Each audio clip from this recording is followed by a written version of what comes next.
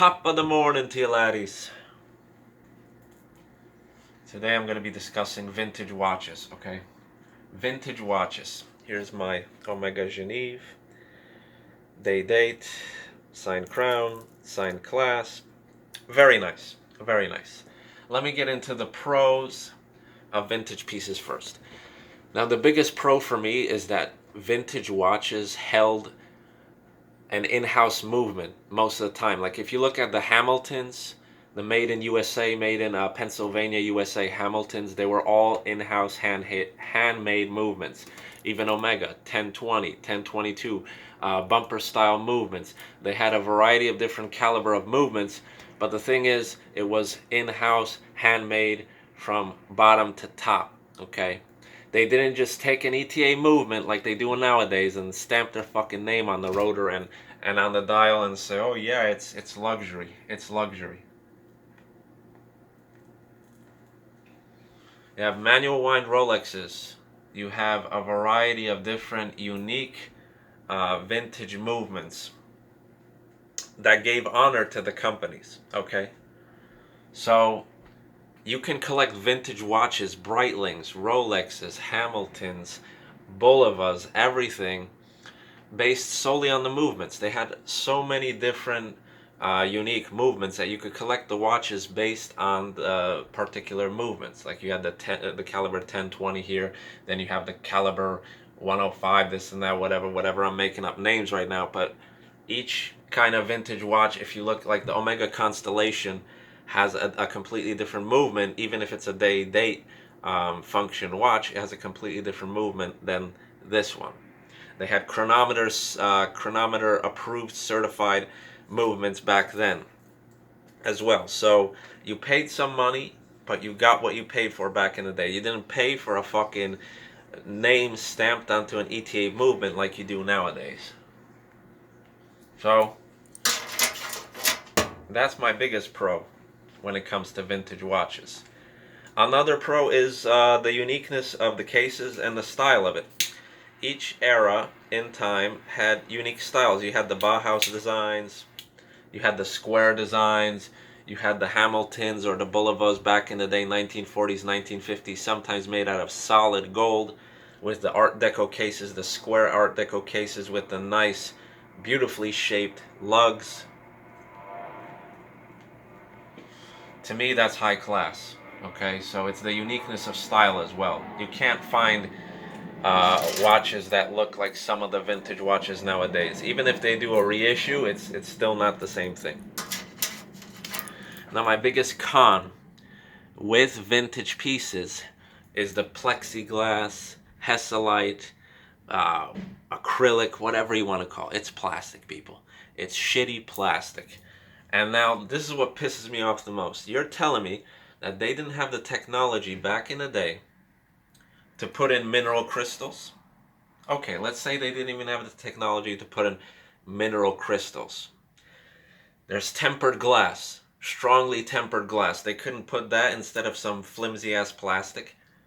You know, think about it. Think about it. In my head, there's a lot of different ideas they could have used to make the crystal way more durable than this plastic garbage. I mean, it scratches terribly. Like some people say, oh yeah, it's the domed plastic crystal. It's sort of a signature style, whatever. Like, to me, it doesn't make sense. It's inferior. It scratches really easily. Some of the deeper scratches you can't get out.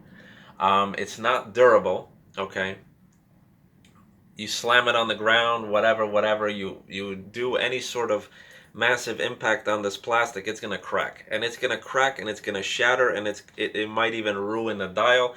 It might even, if you smack it hard enough, it might even ruin the movement underneath the top of the movement here. Okay, so to me, that's kind of unexcusable. Luxury pieces, they couldn't think of something better than these damn plastic things. So that's my main issue with these vintage pieces. And another con of vintage pieces is the waterproofing. Like, brand new, they might have been waterproof, but over time they definitely do lose water resistance, and there might be some Uh, there might be some little cracks, there might be some rust, there might be different ways where the water could get into the movement. So waterproofing is a struggle. Even if you get it serviced professionally, the waterproofing is not 100% guaranteed. And even if it is, maybe for a year or whatever, you always have to get it resealed and resealed and resealed, okay? Because there's a lot of faults that could happen. The seals here in the crown area, they could completely be deteriorated. Most vintage pieces, this has actually a screw down back, but most of them had the little the pop off back. Okay, to me, I really can't trust that as waterproofing. Like, it might hold a tight seal when it was new, but over time, I don't think those push down case backs, snap on case backs, whatever you want to call them, held any type of waterproofing. So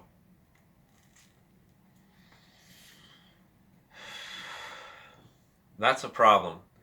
The only vintage pieces that I could kind of see that are officially waterproof might be the Rolexes, the oyster cases, because those were used by swimmers and divers, and they even have vintage divers that have superior waterproofing.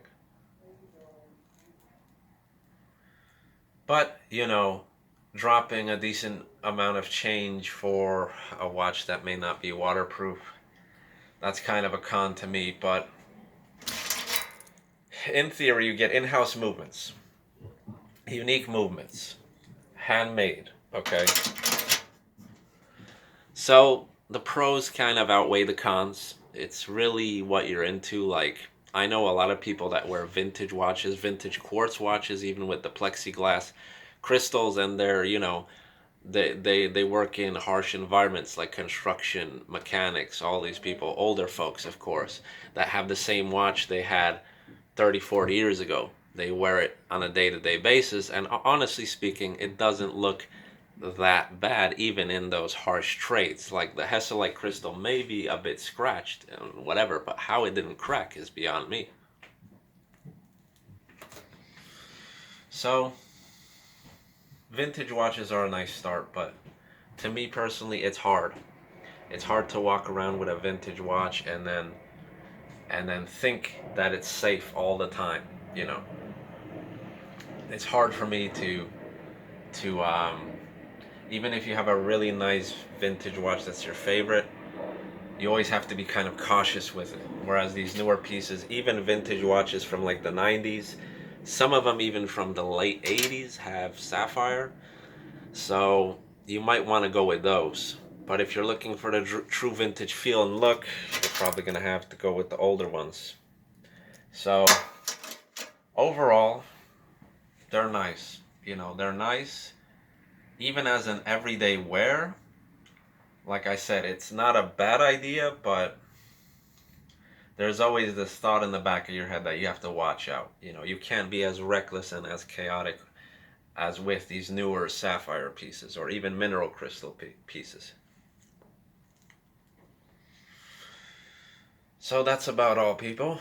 I hope you enjoyed my little segment on vintage watches. I'll probably make further videos and further videos focusing on the topic of vintage watches, but this is my overall feel for vintage watches. Also, another thing is lume is not guaranteed.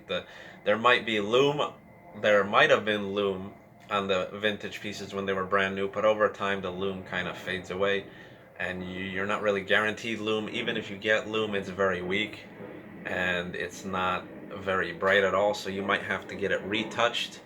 You might have to get the lume retouched, but then you're losing that vintage feel and you're losing value on it too, because vintage watch collectors, they don't want refinished vintage pieces. They want the truly vintage. They want the patina dials, they want the patina hands, they want the patina looms, they want all this stuff. So for personal use, if you really love a vintage watch and you don't care about resale value, sure, get it redone. Get it done to the best specifications you can. Get it reloomed and all that stuff, and know that you should enjoy it for yourself and not worry about resale value. Whereas if you're a true collector and you're worried about resale value or just the authenticity of a vintage piece, then you can't really do much with it to improve it. Anyway, guys, take it easy. I'll see you in the next one.